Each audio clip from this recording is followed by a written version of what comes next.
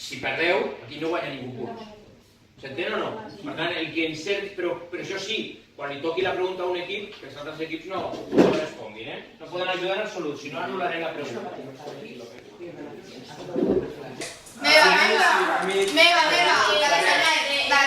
Janet. No, jo puc defensar... Miquel, què dius?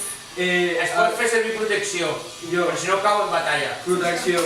Bueno, doncs una altra cosa, parem un moment això perquè també m'interessa lo de revisar els deures que no he pogut fer. Ara estàs lluitant contra un monstre, crides un moment, que em vaig al llac. O sigui, tu penses en la lògica narrativa.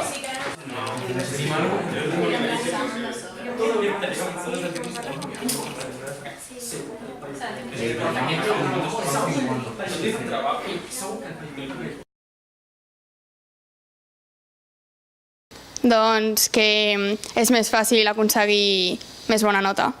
Sí, m'agrada. I consideres que aprens més ara? Jo crec que continuar aprenent el mateix, únicament que ho fa més entretingut.